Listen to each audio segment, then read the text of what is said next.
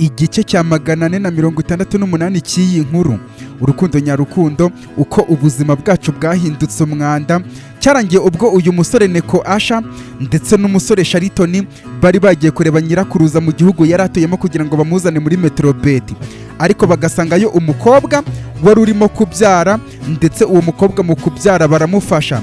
Nyuma yo kubyara rero nibwo baje kubaza nyirakuruza wa Shariton Osheya uwo mukobwa uwo ari we n'umusore yari atwitiye ngo wenda bumve niba hari uburyo babonamo ubufasha. Nawe mu kubabwira amazina y'uwo mukobwa n'umukunzi we, bakagwa mu kantu bibaza uburyo uwo mukobwa yaje kurokoka, cyane cyane uyu musore Neko Asha, uburyo yaje kurokoka ishimutwa n'uburyo yaje guhura n'uwo musore abyariye bariya abana b'impanga yari abyaye, ndetse n'uburyo yamenyanye na nyirakuruza wa Shariton Osheya ari we Rajeworina, ndetse ayo mazina y'umukobwa yaramubwiye nyine n'umukunzi we. Byatumye uyu musore Neko Asha asubira mu mateka y'ahahise, agahita atungurwa cyane nyuma yo kubamenya. Mbere y'uko rero dukomeza kino gice cy'iyi nkuru Urukundo nyarukundo, nagira ngo mbibutse ko kino gice cyangwa se iyi nkuru tumaze igihe kinini tutari kuyikora, kubera ko hari ibiganiro ngewe n'umwanditsi w'iyi nkuru umwe nakunze kubabwira kenshi cyane ko twafatanyaga nyine mu gukora iyi nkuru twari turimo kugirana, ndetse aho bigeze ubu ngubu muri iyi minsi tukaba tugiye gukora channel y'iyi nkuru ku giti cyayo. Mu minsi iri imbere nubwo tugiye kuba tuyikomeza tuyumva, ariko mu minsi iri imbere tukazaba tuzafata ibice by'iyi nkuru twakoze byose kuva itangiye tukabikira kuri iyo channel yayo nk'uko umwanditsi abyifuza, kugira ngo nyine ikomeze ibihari, ndetse abantu bazakomeze kuyibona bayishaka, uyishaka mbese bitamugoye nta n'ahantu henshi ho kuyishakira. Rero mu minsi iri imbere nzabagezaho ahantu iyi nkuru tuzajya tuyishakira n'umuntu ushaka kuyitangira kuva ku gice cya mbere, ndetse nyine kuyikomeza noneho n'ibice bizakurikiraho icyo gihe nzaba nyiberetse. Ariko ubu ngubu nyine tugiye gukomeza kuyumva noneho muri iyi minsi turi ahangaha. Nanone kandi abantu bakurikiye inkuru Ibango ry'ibanga, abantu bashaka nko kuyumva bwa mbere cyangwa se bashaka kuyisubiramo, nakoze uburyo iyo nkuru tugiye kuyitangira ku buryo iri mu buryo nyine umuntu ashobora kuba yayireba bitamugoye, ifite iminota myinshi cyangwa se igihe cy'isaha kinini, ku buryo ayumva bitamugoye kandi atagiye gushakisha ahantu henshi cyane. Reka nizere ko utwo tuntu tw'impinduka nyine turi kujya duhura natwo muri iyi minsi no kujya munyihanganira, no kugira ngo nyine ibintu byose bijya mu buryo nyine bigende neza cyane. Reka nere kwirirwa mbatindira rero aka gace gakurikiyeho twumve ibyakurikiyeho uko byaje kugenda nyuma.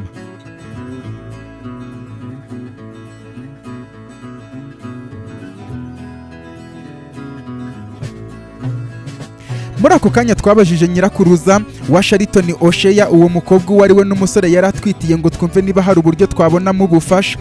Nawe mu kutubwira amazina y'uwo mukobwa n'umukunzi we ngo mu kantu nibaza uburyo uwo mukobwa yaje kurokoka ishimutwa, n'uburyo yaje guhura n'uwo musore abyariye impanga, ndetse n'uburyo yamenyanye na nyirakuruza wa Shariton Osheya ari we Rajeworina. Ayo mazina y'umukobwa n'umukunzi we watumye mpita nsubira mu mateka yabo y'ahahise, nta bandi ni Esmeralda na Berike Armstrong. Muri uwo mwanya Orina nk'uko bamwita kuva yagera Ivedinedi yamaze kumbwira amazina y'uwo mukobwa nka Esmeralda n'amazina y'umukunzi we nka Berike Armstrong. Ashatse gukomerezaho atubwira uburyo bahuye, musaba ko baretse tukabanza gutabarira ubuzima bwa Esmeralda hafi, kubera ko kuba yahwereye akeneye ubutabazi bwihuse. Namaze kumubwira gutyo Shariton Osheya nawe yunga mu ryanjye asaba nyirakuruza Orina gusukura Esmeralda. Mubajije niba bibasha kubwo kuba asusumira, ansubiza ko gususumira kwe bigorana igihe ari gukora ibintu bisaba ubwitonzi no kwigengesera cyane, ariko ibikorwa byinshi arabyifasha. Nuko nterura Esmeralda mujyana muri douche, na Shariton akurayo intebe tumwicazaho yegamye nubwo we yari ari muri koma. Nuko Orina avayo ngo amusukure, natwe tuvaho ngaho tugaruka mu cyumba dusizemo impinja. Mpita ntangira kujagajaga ibikapu ngo ndebe niba Esmeralda yarazigamye utwenda tw'umwana. Kubw'amahirwe utwenda ntubona muri kimwe mu bikapu bari bapakiye, ndukurayo ntangira kwambika impinja ndenzaho n'utwenda tw'imbeho. Maze kwambika impinja Orina avayo afata imyenda n'amavuta. Hanyuma y'iminota 5 dusaba kuvayo tukamuterura.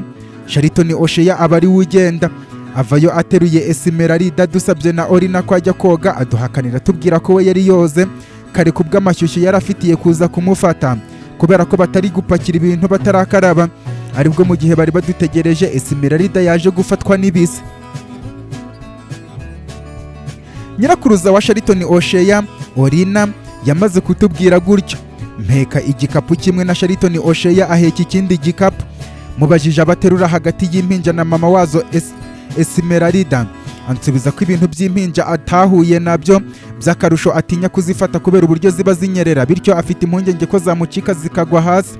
Ikirenze ibyo, njyewe nk'umuntu wazikuriye mu nda na nyina Esmeralda, ni njyewe uzi uburemere bwazo n'uburyo butunganye nzifatamo, bityo we aragenda ateruye Esmeralda, njyewe nterure impinja zombi.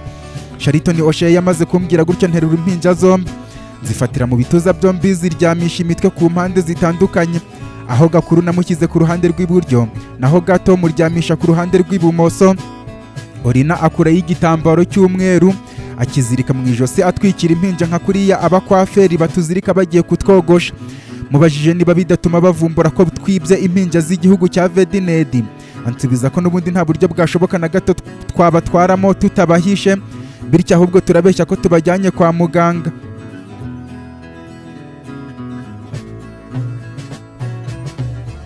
Nahise mbabwira ko ibikapu duhetse ubwabyo bidutamaza, nuko nungamo nsaba Shariton ko ahubwo akurayo ya ndege ikaza kudufatira hano, ariko ansubiza ko aho hantu hari hatoya cyane ku buryo indege yasenya ayo mazu. By'akarusho ntabwo indege yabasha gukurura neza umuyaga uyigurutsa iri hagati y'inyubako kubera ko zikingirije umuyaga, maze ahubwo ampa igitekerezo cyo kujya gushaka taxi voiture dukuraho tukabeshya ko tuje gufata umuntu urwaye. Orina ahita avuga ko noneho niba ari uko bimeze tureke ajye gusaba ko bakura y'imodoka y'icyo kigo ifite umushoferi ushinzwe kujyana kwa muganga abarwayi. Orina yamaze kutubwira gutyo, tumwikiriza tumubwira ko ahubwo aribyo byatuma dusohoka ku buryo bworoshye ugereranije na taxi voiture babanza guhagarika bayigenzura. Orina yamaze kudusigaho nsigarana na Shariton Oshea ku mpungenge zihari. Dusanga n'ubundi babona dusohokanye ibikapu mu nzu, bakatubaza iyo tubijyanye. Tumaze kubona iyo mbogamizi y'ibikapu, dupanga ko noneho niba ari uko bimeze tugiye gutereka ibikapu ku muryango tugategereza ko imodoka ivayo, maze nihagera abanze asabe nyirakuruza Orina kwinjira mu modoka, maze aterure Esmeralda agenda muryamishe ku bibero bye, nanjye ninjire nteruye impinja zombi. Nitumara kwicara agaruke aterure ibikapu abivane yabishyira mu modoka vuba vuba, maze mu gutanguranwa no kudutabariza ahita ava yajugunya shoferi hanze, ahita amusimbura gutwara ahagurutse imodoka vuba vuba, atanguranwa n'uko intabaza igera kuri geti bakadufungirana. Ubundi nitumara gusohoka muri icyo kigo ibiraza nyuma turaba twiteguye guhangana nabyo, kubera ko niba biba ngombwa aratumaho indege izihangane n'abatwitambitse hanze y'ikigo.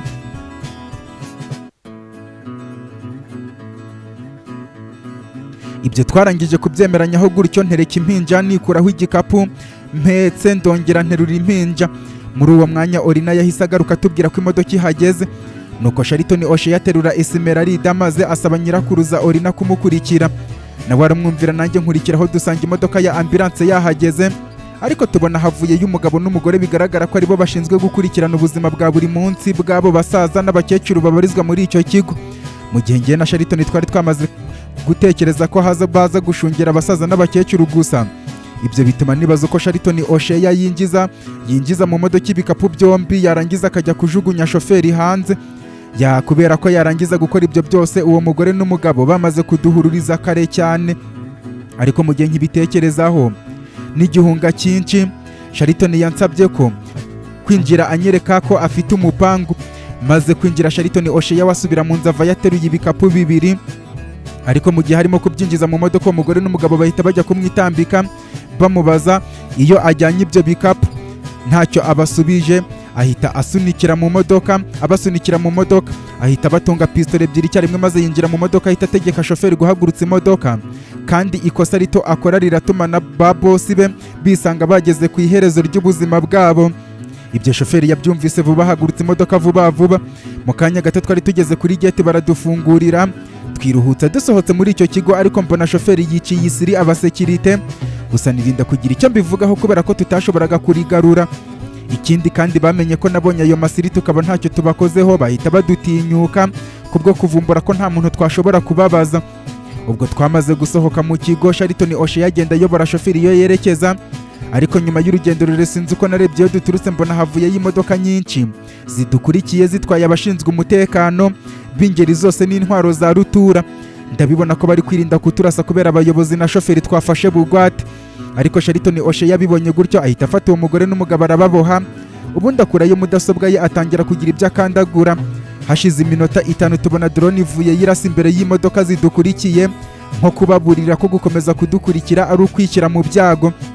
Abadukurikiye barabibonye maze kwa kundi umuntu adatinya ishyamba ahubwo atinya icyo yahuriyemo nacyo. Nabo bibutse ibyo duherutse kubakorera ubwo twasakiranaga muri ya hoteli nyakwigendera Berikarisi, bituma baparika aho bageze, twebwe dukomeza urugendo nta nkomyi. Nyuma y'urugendo rure twageze ku gashyamba twasizemo indege. Shoferi aparika aho imodoka idashobora kurenga, nuko Shariton ava yampekesha igikapu kimwe ikindi aragiheka, maze ava yaterura Esmeralda. Ubundi dusohoka Orina dukurikiye, maze abanza gusezera ku bayobozi be ababwira ko bataza kumugiraho ikibazo no kumuhangayikira kubera ko agiye asanze umuryango we Imetrobet. Bamubajije impamvu ahisemo kugenda nk'utorotse gereza, abasubiza ko byose biturutse mu gucikisha impinja bari guhita bigarurira ngo ziba abana ba Vedinedi, nk'uko umworozi yumva ko abo itungo ribyariye iwe babarabe. Ikirenze ibyo tuzi ibyo bakoresha abo bana badafite imiryango ibitaho, birimo kubagira abasirikare, abatasi n'ibindi bikorwa bishyira ubuzima bwabo mu kaga ndetse no mu byago by'urupfu, ku buryo nta hazaza habo bagira kubwo kuba batabemerera kugira imiryango.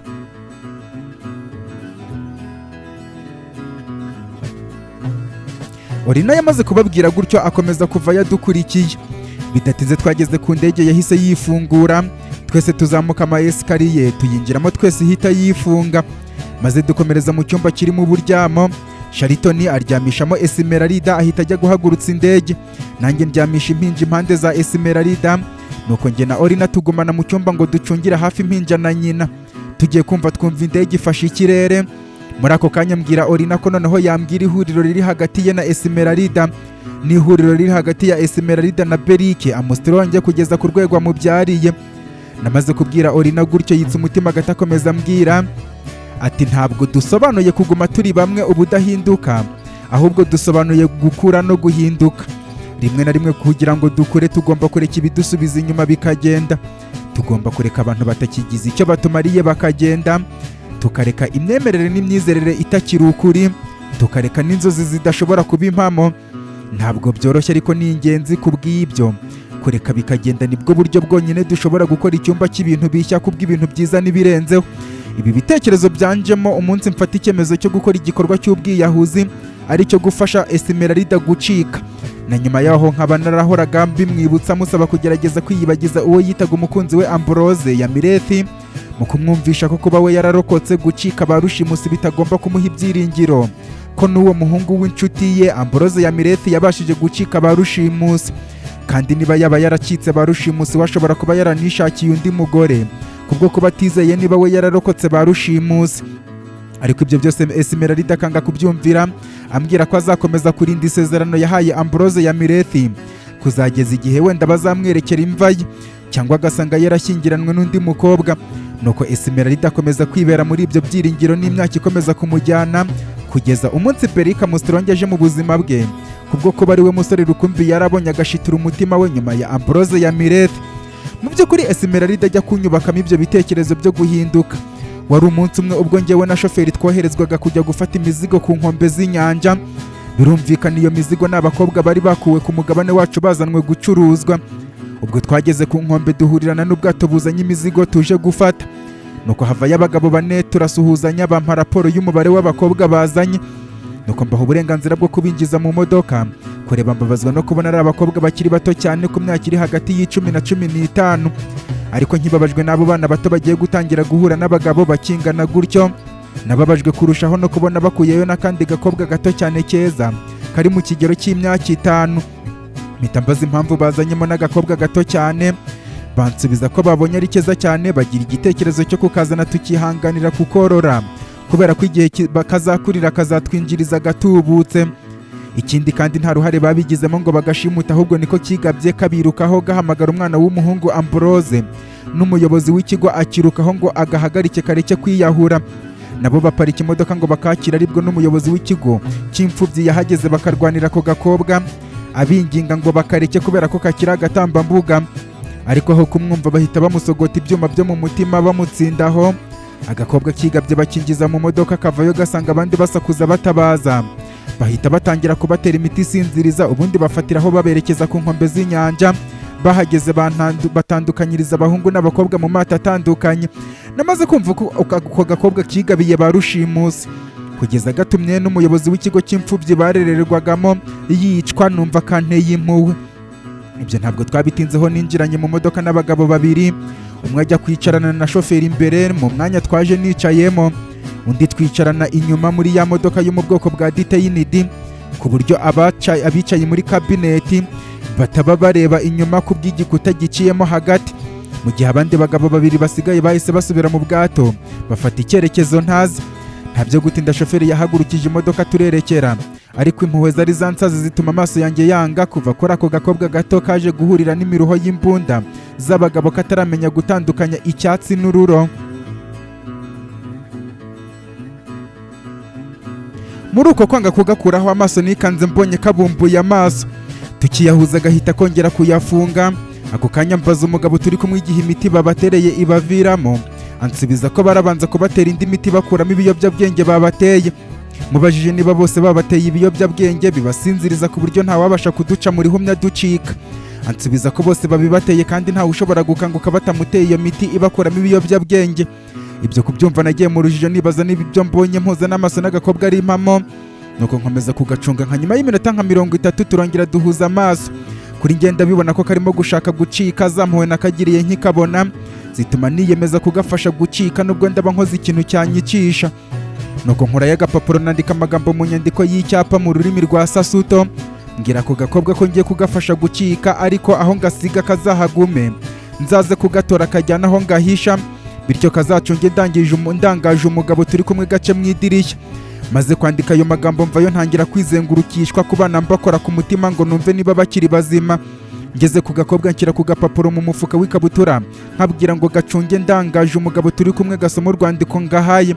Maze manura ikirahure cy'idirishya ryari hafi y'ako gakobwa, ariko mu kubitekerezaho neza nsanga bakabonera muri rotorovizeri.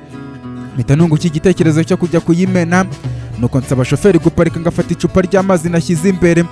Nawe arabyumva araparika, maze mfata telefone ngenda ngana imbere, ndabanza nongera volume y'umuziki mbabwira ko utarimo kutugeraho. Nuko mbona gufata icupa ry'amazi maze nifatishwa na telefone ngo ndebe aho amasaha ageze. Maze mu kwigirisha nkaho incitse mpita nkubita inkokora kuri rotorovizeri, ihita ishwanyukira hasi. Maze mu kuyihangayikisha, mu kunyihanganisha bambaza niba ntakomeretse, mbasaba kunyihorera tukihutira kwa muganga bakanshyiraho igipfuko. Nuko mvayo mfasha havirirana, maze mu kwitetesha no kwibebeza biranga igitsina gore ku bagabo ntangira kwitakishwa ntasize kuniha cyane. Uwo mugabo nawe atangira kumfasha agerageza kumpanagura amaraso, ariko yankozaho agatambaro ngashinyiriza nzamura amaguru, ngakora uburyo akajipo gato nari nambaye kazamuka cyane ngamije kumukururira irari. Maze ibibero bibengerana bijya hanze birarenga, abona na cyenda cy'imbere nambariyeho. Ubwo ibyo ko nabikoraga niko nabaraga urugendo tumaze gukora, kubera nashakaga ko ako gakobwa gacikira hafi y'ikigo tubajyanyemo kugira ngo bizanyorohere kugaruka kugatora. Maze mu kubona dufashe umuhanda werekeza mu kigo tugiyemo, mbona ari wo mwanya wo gucikisha agakobwa, nizeye ko nta muntu ugafatira hanze, kubera ko uwo muhanda atari nyabagendwa cyane, kubera ko abaje mu kigo gikorerwamo ubucuruzi bw'abakobwa banyura mu muhanda wa ruguru. Maze twebwe imizigo tugahitamo kuyinyuza muri iyo nzira y'ubwihisho. Maze mu kubona ko twatangiye gusatira ikigo, ntangira kwiryamishwa kuri uwo mugabo nshishiriza, ari nako murambikaho ibibero. Nawe mu kugwa mu mutego wanjye atangira kunzengurutsa intoki ku bibero yigize nk'uri kunguyaguya no kunturisha. Ako kanya ntangira kuniha nigize nk'uri gufatwa n'amashanyarazi, birarenga indoro ndayihindura, ntangira kurerembura amaso, ari nako nshinga amenyo iminwa yanjye. Nawe abonye ko ari kunkora ahantu atangira kwinjiza intoki muri paradizo yanjye. Maze mu kwinyonga mpita mufata imisaya mumanurira ku munwa wanjye, abonye arimo kuvunika ijosi aranterura nyicaza ku bibero bye ntambikije. Maze nkomeza kumufata imisaya, iminwa ye ntiyongera kurekurana n'iyanjye. Intoki n'ibiganza bye biguma ku bibero byanjye no gucengera mu cyenda cy'imbere nambariye kuri paradizo. Maze ntangira gushaka ikintu cyatuma imodoka iparika agakobwa kagasohokamo, kubera ko katasohoka imodoka irimo kugenda. Mu gutekereza icyo nkora ngo imodoka ihagarare, nakuyemo telefone yanjye nigeze nkaho ndi kureba isaha. Maze niyakuye umugabo akanya gato ndeba isaha, maze ndongera nyishyira umunwa wanjye kuwe nifatishwa ku idirishya. Mpita nyirekura telefone hanze, mpita ntabaza mvuga ngo bahagarare telefone yanjye irancitse. Ako kanya bahita baparika ngiye gusohoka. Uwo mugabo mu kugura inzira yo kwinjira muri paradizo yanjye ahita nsaba ko ajya kunzanira telefone yanjye nataye. uwo mugabo akimara gusohoka mpuza amaso n'agakobwa nkikira isiri ngo kabe kiteguye gucika, maze umugabo njya kumurindirira ku muryango w'imodoka ncunga impande zose niba nta bantu bahari ngo bataza guhita bashimuta agakobwa ntihagira abo mbona. Naho uwo mugabo atarazamuka mpita mufata imisaya nikiraho umunwa mushimira, nuko mu guhana udusukari nkura y'ukuboko ngushyira inyuma yanjye nikira isiri agakobwa ngo gasohoke. Tugiye twumva shoferi atubajije niba twinjiye mu modoka ngo dukomeze urugendo. Umugabo ahita nterura twinjira mu modoka maze mu kureba aho agakobwa kari karyamye niruhutsa mbonye nta kagihari, mpita nsaba shoferi ko agenda imodoka igihaguruka nihutira kurebera mu idirishya, mbona agakobwa karimo gusatira igisambu cy'ingano cyari hafi aho ngaho, ngenda nsenga ngo ntihagire ukabona. Nuko mu kwirinda ko uwo mugabo avumbura ko agakobwa kacitse kubera ko aho kavuye hasigaye icyuho, nkomeza kumugumishaho umunwa wanjye nawe mu kubona ko namwihaye wese ku bushake bwanjye. Afungura lisani y'ipantaro yakuraho imbunda ye nini maze atangira kuyikuba ku cyenda nambariyeho. Birangira ibyo natangiye ku bwa misiyo ndiho ntwawe nkabikenera byeruye, mwisabira kwinjira muri paradizo nuko yigiza cyenda cy'imbere ku ruhande. Ntwarwa no kumva imbunda yinjira nuko tugenda nisimbiza nkamanuka ku mbunda. N'imodoka kubwo kugenda isimbukira ku bisimi n'imikuku bimfashamo, maze tugenda twibereye mu minyenga ibiri icyarimwe ku buryo uburyohe bwatumye nanirwa kwihishira ngasakuza n'abari imbere bakatwumva, ariko ntibabitindaho kubera ko n'ubundi nta cyari kibatunguye. Ahubwo icyari kubatungura nuko twari kutagira icyo dukora bitewe nuko n'ubundi ari byo tubamo mu buzima bwacu bwa buri munsi. Mbese guhuza imbunda na paradizo bikaba bimeze nk'uko abantu bahura bagahuza ibiganza basuhuzanya, bityo natwe imbunda na paradizo niyo ndamukanyo yacu nk'ibintu n'ubundi dushoramo imari. Ubwo twagiye twibereye mu byacu kugeza twinjiye muri icyo kigo, dukomereza aho abakirira abana b'abakobwa, nuko ntanga raporo kuri bosi wanjye. Ariko mu gusohora abana b'abakobwa mu modoka, undi mugabo wamubariraga yamubwiye ko imibare iri ku rupapuro idahura n'abana bakuwe mu modoka kubera ko harabura umwana umwe. Muri ako kanya abagabo twari tuzanye barakangaranye bibaza uburyo ibyo bishoboka. Ngiye mvuga ko hari dushobora kuba twari twabaze nabi, mbonye bashatse kubijyaho impaka mbicira isiri mbasaba guceceka. Maze mu gihe abo dusanze bakirimo kongera kubara abakobwa bazanwe, nongorera abo tuzanye ko bashyigikira ibyo mvuze ko hashobora kuba habayeho kubara nabi, kubera ko nidukomeza kwemeza ko twabaze neza baradusaba uwo mwana ubura kandi tutazi irengero rye. Bityo twebwe tubiziranyeho ko hari umwana ubura ari we ka gakobwa gato muri bose, ariko nta ngingo n'imwe iturengera twatanga dusobanura uko agakobwa kaducitse kandi twari tuzi ko katewe imiti isinziriza nk'abandi bose, bityo buriya wasanga gafite ubudahangarwa kuri iyo miti isinziriza. Rero dukomeze dutsimbarare ku kuba bakoze imibare bayikoze nabi ku rupapuro bakandika umubare uhabanye n'umubare w'abana b'abakobwa bazanye. Ibindi tubyikurikiranire mu ibanga ryacu ariko tudashinzwa kwiba imizigo ya bosi, kubera ko nta kindi cyaba gisigaye uretse kudushinja kwiba imizigo ya bosi dushaka kwiba ubucuruzi bwe. Ibyo barabyumvise neza cyane, twese duhamiriza bosi ko hashobora kuba habayeho kwibeshya ku mibare. Nawe kumva tubihurizaho ntiyajya impaka, bityo bagomba kumusubizayo umuzigo umwe yari yarengejeho. Abagabo tuzanye bamusubiza ko bazayaheraho ubutaha bazanye indi mizigo, nawe abyemera gutyo nuko bosi adusigaho, maze mpita ntanguranwa no kwigira nyoni nyinshi mbagerekaho icyaha. Mbabaza uburyo bateye imiti abandi bana agakobwa ko bakakihorera ngo nuko ari keza, maze mu kwirinda ko bagira icyo bankekaho na gito nungamo mbashinja ko bashobora kuba bagacikishije ngo bazakicururize ku giti cyabo. Nuko umugabo wari wicaye imbere atangira gutonganya mugenzi we uburyo yarangariye gusesera muri paradizo yanjye akibagirwa gucunga imizigo, nawe amusubiza ko atari kujya kubacunga cyane basinziriye, bityo ikosa n'iry'abateye imizigo imiti agakobwa bakakareka. Njyewe mbasaba kurekeraho gushinjanya amakosa kubera ko atari byo byagarura agakobwa kabacitse. Ibyo barabyumvise, ahubwo umwe waje yicaranye na shoferi ambwira ko nawe hari uko mugenza nka mugenzi we kubera ko nawe ari umuntu nkawe yaje yigendera. Njye mpita musubizanya agasuzuguro kenshi mubwira ko ari ikigwari kubera ko uburyo aza gusaba yitwaje kuba nahaye mugenzi we, nkaho kuba nahaye mugenzi we nawe ntegetswe kumuha. Nungamo mubwira ko mugenzi we namuhembaga uburyo yamvuye igikomere ku kuboko nkaba nabashije kumutetaho, bityo nibyo twakoranye bwari uburyo bwo kungabanyiriza uburibwe bw'ukuboko. Rero nawe azashaka ikindi kintu gituma nisanga ari njye w'umwihera ikaze ku mubiri wanjye kuko narihaye mugenzi we. Namaze kumubwira gutyo mpita mbabwira ko n'ibyaduhuzaga muri ako kanya birangiye, bityo bandeke njye gukaraba nkomerezeho inshingano zanjye. Muri ako kanya nahise mvayo ncunga bosi wanjye, mbona hari umwe mu bakobwa yihugikanye mu biro bye, mpita mvayo mubwira abakobwa ntoza buri wese amenya icyo agomba gukora, bityo nanjye hari umugabo ngiye kwakira. Ntabyo gutinda navuyeyo mfata umwitero n'igitenge nshyira mu isakoshi, ubundi nsohoka muri icyo kigo muri ayo masaha yaramaze kugera ku mugoroba. Ngeze hanze y'ikigo nkora urugendo rw'amaguru, hanyuma y'iminota 20 nari ngeze aho nabonye agakobwa kihisha. Mpanza guconga impande zose ko nta muntu uhari, mbonye nta muntu uhari mpamagara agakobwa nkibwira, mbona ingano zirizunguje mpita ngenda nsatira igisambu. Nsanga agakobwa kuzuye amarira mu kurira, mu kuniha kirinda ko hagira ukumva.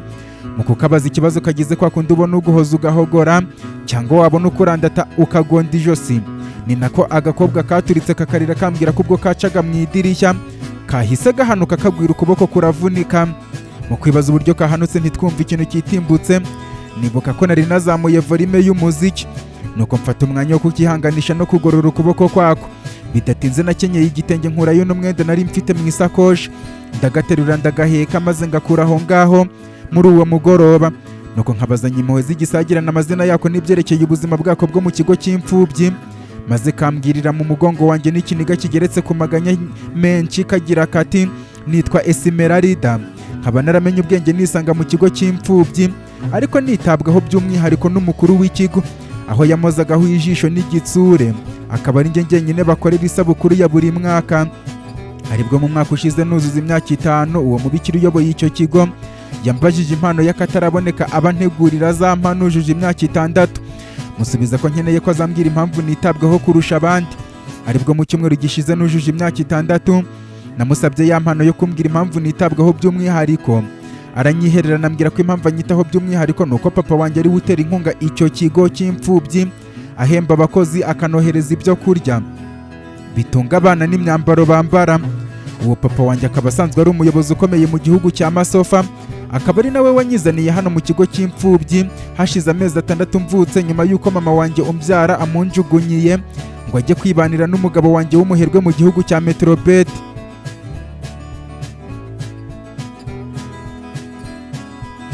Uwo mama wanjye akimara kunjugunyira papa mubwiza ukuri ko yari maneko woherejwe n'abagabo b'iyope ngo aze kumuneka, ariyo mpamvu igihe yaraje isasuto mu nama n'abandi bayobozi yamugushije mu mutego wo gucikwa bagahuza imbunda na Paradizo. Ubwo yamusangaga mu cyumba cya hoteli imwe, aza yigiza umuseriveri ku kagambane na manager wa hoteli, maze akamutega ibisindisha, yamara gusinda agasigara amushotora. Mu kunama muteye umugongo anazunguza amabuno, akajipo kakazamuka, papa gatwarwa no kwirebera uturabyo turi muri Paradizo, kugeza atsinzwe akamukurura akamushyira ku buriri bagahuza imbunda na Paradizo. Bakimara guhuza imbunda na Paradizo umukobwa aragenda. Nta n'iminota 5 iciyeho bahuje imibiri, amwoherereza amashusho y'ibyo bakoranaga, amutera ubwoba ko niyanga kumukorera ibyo amusabye amashusho arahita yohereza umugore we, anayakwirakwize ku mbuga nkoranyambaga, abantu birebere umuyobozi w'icyitegererezo uburyo azi no kuyobora imbunda muri Paradizo. Maze papa wanjye mu kurinda icyubahiro cye no kurinda ko urugo rwe rw'icyitegererezo rusenyuka, yemera gukora ibyo uwo mukobwa wanyibarutse amutegeka byose. Mu kumubaza icyo ashaka umukobwa amusubiza ko agomba kumuha akazi keza kandi kazajya gatuma bajyana mu ngendo agiyemo zose, kubera ko ashaka ko azenguruka ibihugu byinshi n'ahantu henshi cyane kandi hahenze bargiraha, bityo agomba kumugira sekereteri we. Papa nawe yemera gukora ibyo uwo mukobwa amutegetse byose, ariko amusaba mwinginga ngo ntazongere guhirahira ashaka kongera kumugusha mu mutego. Nawe amusubiza ko icyo yishakira ari ukwiririra hazenguruka isi yose no mu mahoteli meza kandi ahenze, maze bizatume amenywa n'abantu benshi b'ingeri zitandukanye barimo n'ibikomerezwa. Ubwo papa mu kubura uko abigira yemeye ibyo uwo mukobwa waje kumbyara amutegeka, bituma abona amabanga n'amakuru yose ya ba bosi bamutumye. None babonye abyaye bamwirukana bavuga ko umugore wamaze kuba umumama nta kintu yagukorera kandi utapfa kumujyana iyo ubonye hose, kubera ko amarangamutima ye yose yamarira mu mwana we.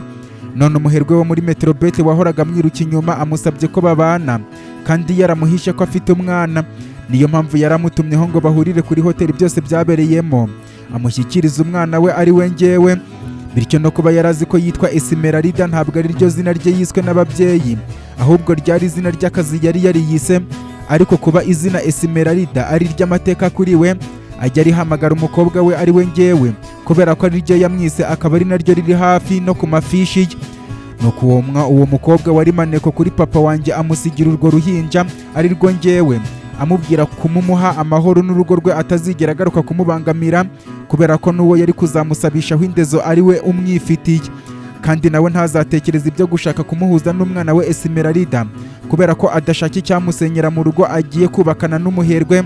Bivuze ko uwo mwana ari we ngewe amubara nk'utarigeze amubyara, mbese amubara nk'udahari, ku buryo atazigera agira amatsiko yo kongera kumubona no kumenya uko yakuze kubera ko amufata nk'umwanda yikijije watumaga agaragara nabi mu gihe yaramutwite na nyuma yo kumwibaruka, kubera ko imiterere n'ikimero bye bikurura abagabo byasaga nk'ibyatsikamiwe bikangirika.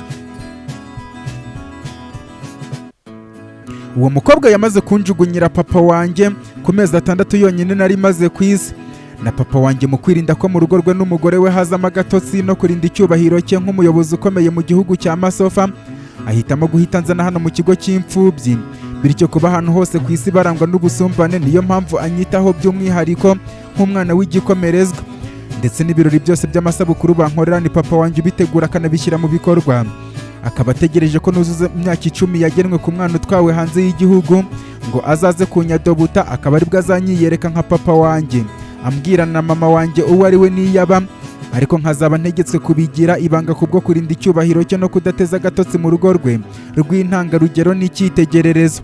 Ariko bitewe n'inzozi nari mfitanye na Ambrose ya Mirethi, nasubije umubikira ko nakwishimira kumenya ababyeyi banjye, ariko ibyo kujya kuba kwa papa wanjye byo ntabwo nabyemera kubera ko mfite gahunda yo kuzajya kwibanira na Ambrose ya Mirethi i Metrobet.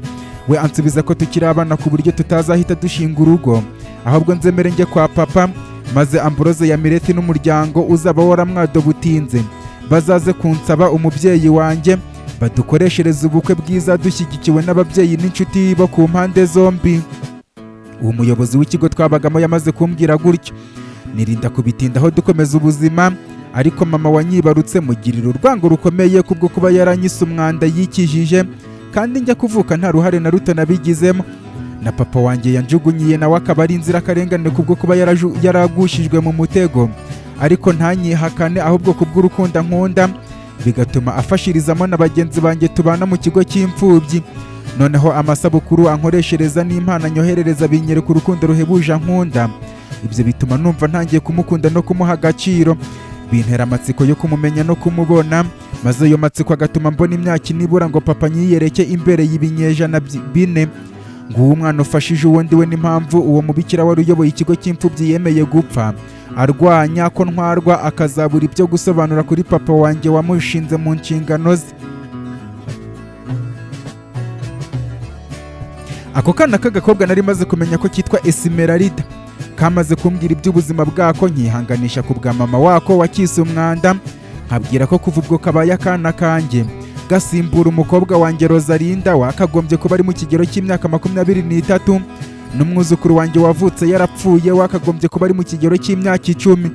Nako kanyikiriza kambwira kati ubugiraneza nirwo rurimi rwumvwa na bose rukavugwa n'umutima, nukuri uri umuntu mwiza kandi ukwiriye ubugwaneza nk'ubwo ugirira abandi, bityo nkwijeje ko ubu bugwaneza ungiriye buzaguhesha umugisha wo kuzabona umwana wawe Rosalinda n'abuzukuruza bagukomokaho, bityo nawe ujye wiyitaho nk'uko ubugingo bwawe bwita ku bandi, kubera ko inyuma y'ubugiraneza bwawe hari umugisha uzaza ukwibutsa ko ukuzaniye igihembo cy'ubugiraneza bwawe. Nukuri uzahora umbereye mama w'ibihe byose, bityo niyo hazi icyo ari cyo cyose ntabwo nzigera ngutererana cyangwa ngo nkuve inyuma, kubera ko uburyo undutiye mama wanyibarutse bitumye mbasha gusobanukirwa ko burya kuba mama atari ukuba warabyaye, ahubwo kuba mama ni ukuba ubasha kwita no kurera abana bavutse utitaye ko ari we wabibarutse.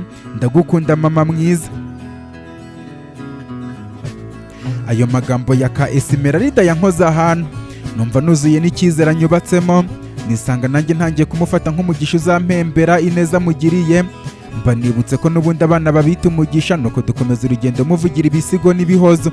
Mu gukomeza kuvayo nganira na Esmeralda nari mpetse mu mugongo, nyuma y'urugendo rw'iminota 20 n'amaguru tugera aho dutegera imodoka, tuyinjiramo twerekeza mu giturage gituyemo abo duhuje uruhu batunzwe no guca inshuro mu masambu magari y'abera basanzwe ari ba nyiri igihugu. Nyuma y'urugendo rurerure twaje kugera aho tuviramo, tugenda dusatira icyo giturage. Mu kwinjiramo banyakirana urugwiro batekereza ko ndi umwe mu bana bumwe muri bo, nuko mbabwira ikitugenza ko ari uko basigira uwo mwana wanjye ngo bamundindire ibyonnyi, nkajya mbaha amafaranga y'indezo. nuko bemera kumwakira bavuga ko bazajya bamusaranganya duke bafite. Mbasubiza ko ibijyanye n'imibereho ye nzajya mbibamenyera, icyo nari nkeneye ni ukubona aho musiga kugira ngo nkomeze akazi kanjye nta nkomyi. Nungamo mbasaba kubera ubwiza bwe ntibazatume ajya ahagaragara hatuma ashimutwa akajya gucuruzwa. Nuko havayo umukecuru umwe wivuze ko nta hantu akunda kujya bityo azamurembera amumbere hafi basangire duke, abahungu be bajya kumucira inshuro bazana. Nuko nkurayo amafaranga nyahereza umuyobozi wabo ngo azayabasaranganye, maze havayo n'umusaza atangira gukanda Esmeralda aho yavunitse. Ubwo nabasezeyeho ngaruka mu kigo ubuzima burakomeza.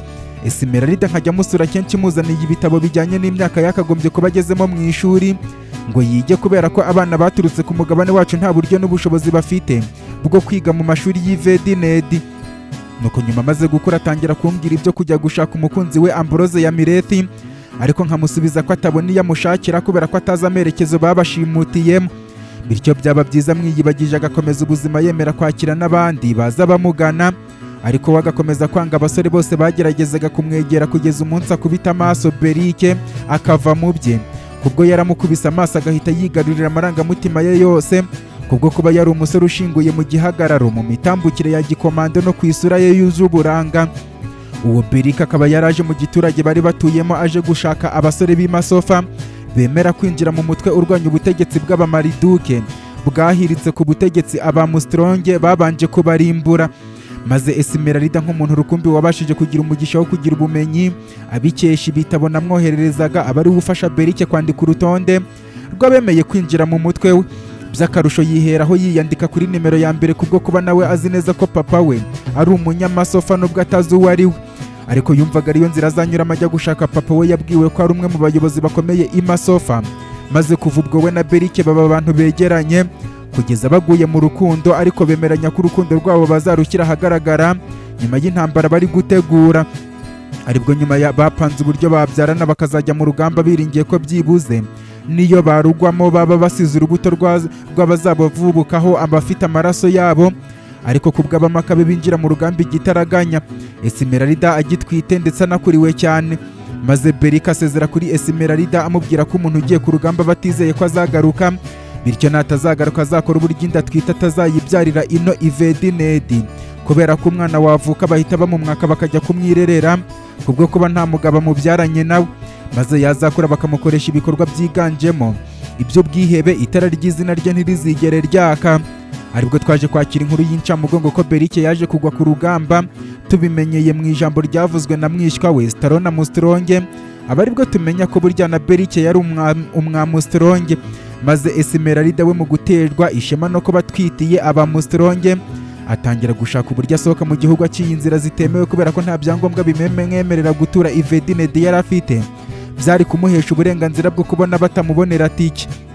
Maze mu kujya guca mu nyanja agasanga hari benshi mu bo duhuje uruhu biciwe mu nkengero z'inyanja, n'inda atwite ikomeza gusatira kuba imvutsi inamugwa nabi. Aribwo yaje kumpungiraho aho nabaga mu kigo cy'abasaza ngo azabona aho abyarira yihishe mu gihe agishaka uburyo asohoka mu gihugu. None kubw'umugisha muje kuntwara na Esmeralda n'impanga ze baboneraho.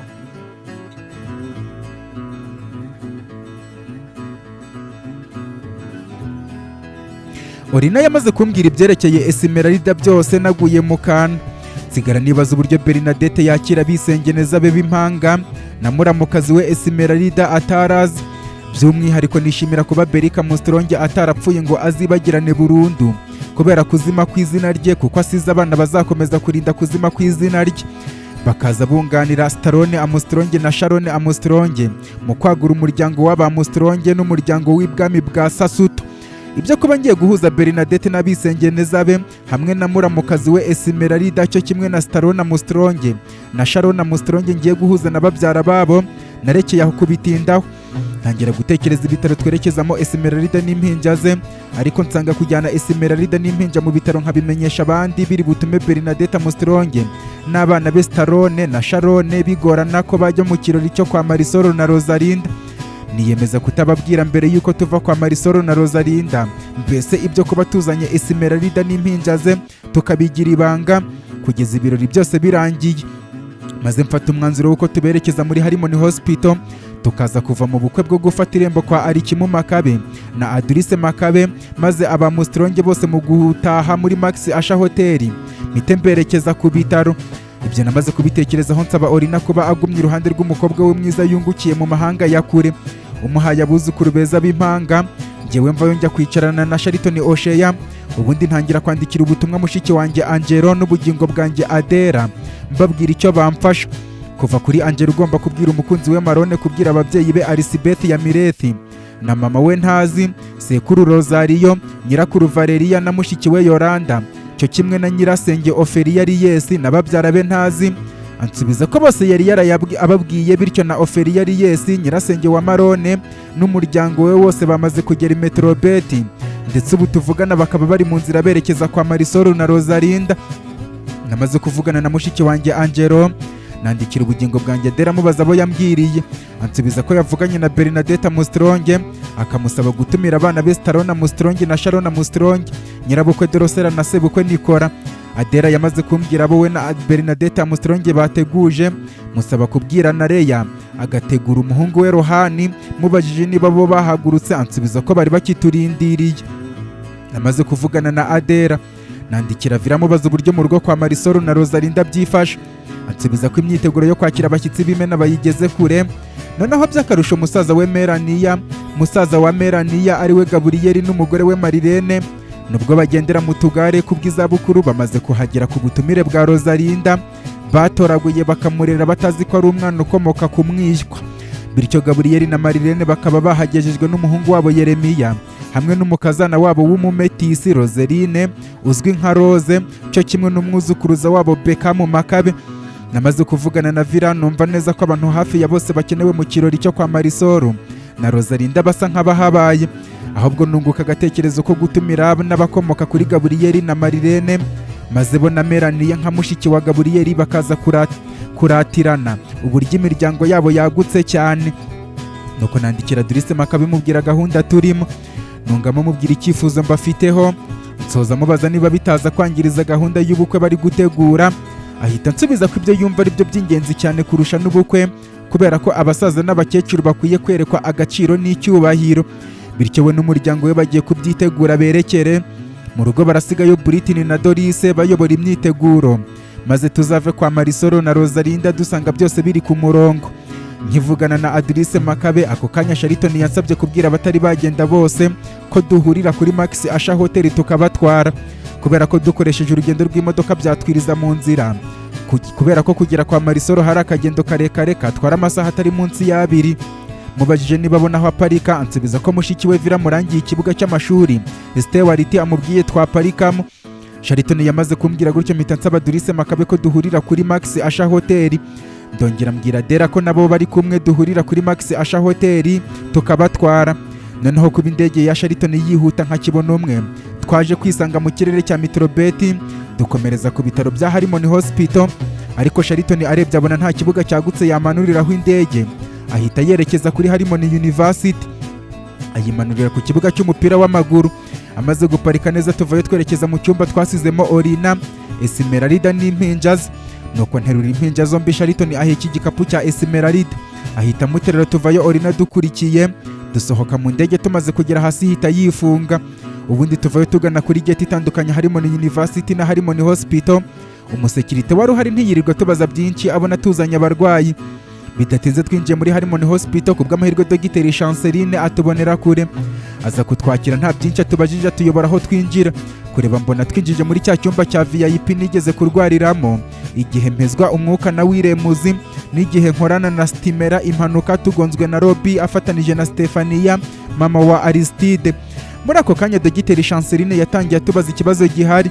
Orina musobanurira byose. Kuri Dogiteri Chanceline yaguye mu kantu, ambaza iyo nigiye kubyaza, ngiye musubiza ko ikihutirwa ari ubutabazi kuri uwo mubyeyi, naho ibyo kubyaza byo mbifitiye uburambe.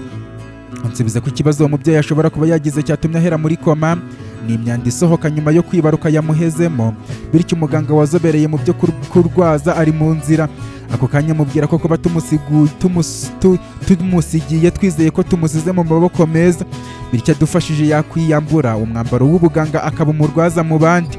nungamo mubwira ko agakufi uruhinja rumwe rwambaye ari ikimenyetso cyerekana agakuru, bityo ntibigere bakamukuramo. Ibyo ndangiza kubimubwira muganga hageze, nuko Dogiteri Chanceline atubwira ko twagenda akaza kuhatubera.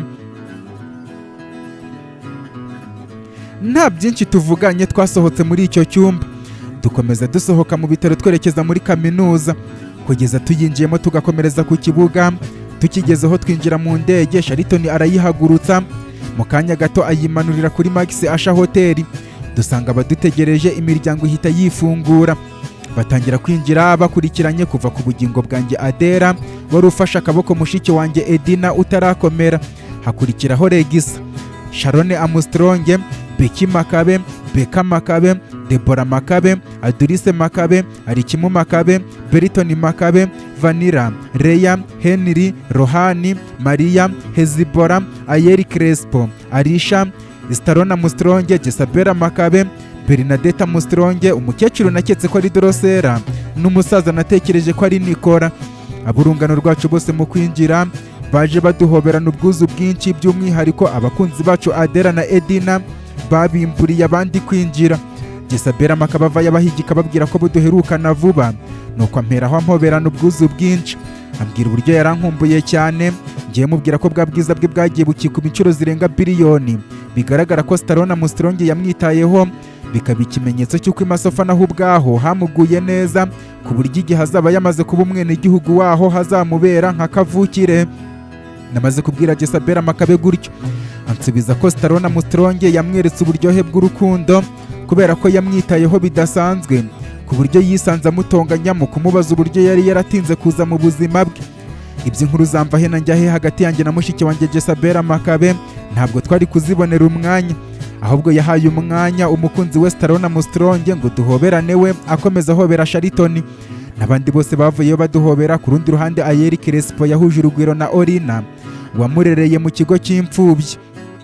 Ibyo ngibyo binyereka impamvu nawe yitabiriye icyo kirori ko ari ku bwa Orina, maze umukunzi we Hezibora Osheya akaza amuherekeje, cyo kimwe na mama we Maria wabaye imbarutso yo kumenya Orina kuri twebwe.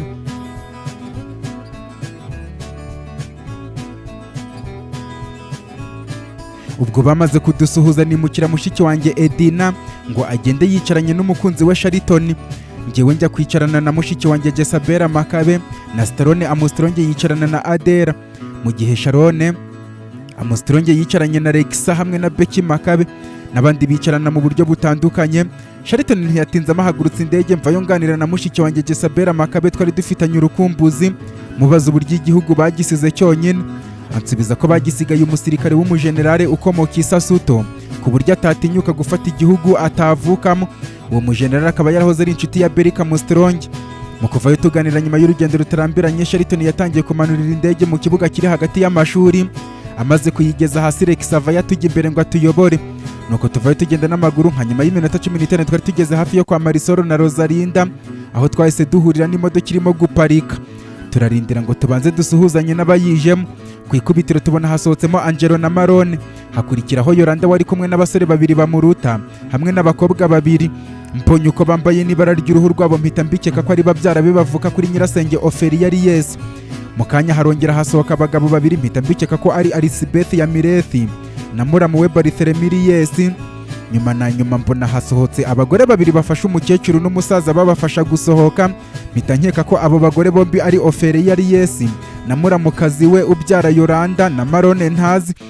Muri ako kanya twarasuhukanije, abaziranye bo bahoberana byimbitse, ariko ngiye nk'umuntu ushaka ko ibyo birori byihuta tukabona igihe twerekera mu bukwe bubera muri aba Makabe, nafashe akaboko mushiki wanjye Jezabela Makabe, n'abandi badafite abo baziranye nabo duhuriyeho barakurikira, kuva kuri Ayeri Crespo, Hezibora Osheya, Maria n'abandi bose baza badukurikiye. Bidatinze twinjiye mu rugo rwa Marisol na Rosalinda, dusanga bakoze dekorasiyo y'amatente hanze.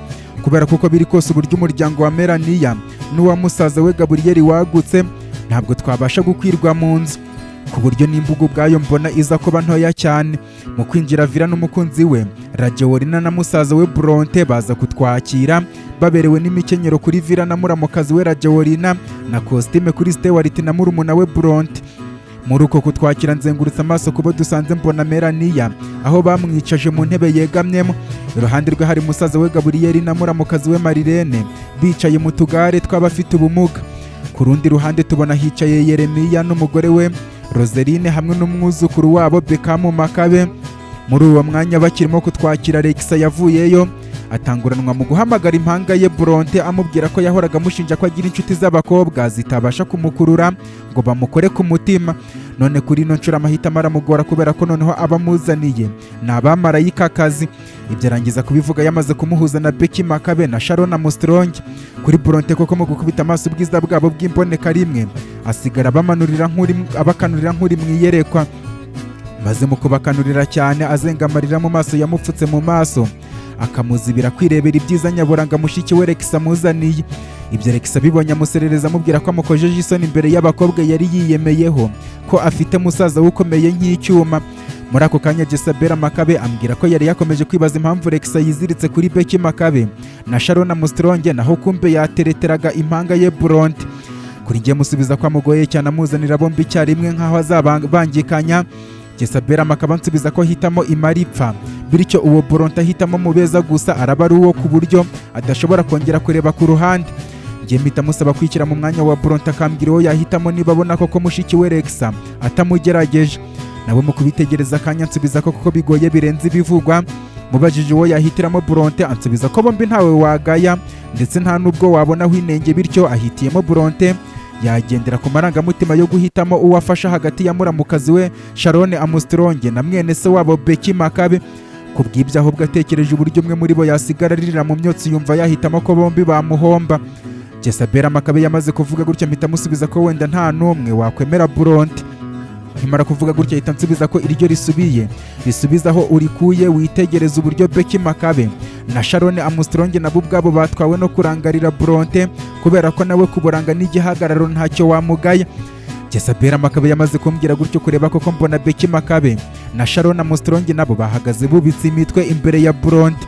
Kubera ko yamasoni abakobwa bagirira umusore wigaruriye umutima wabo atuma bamureba bubitse imitwe.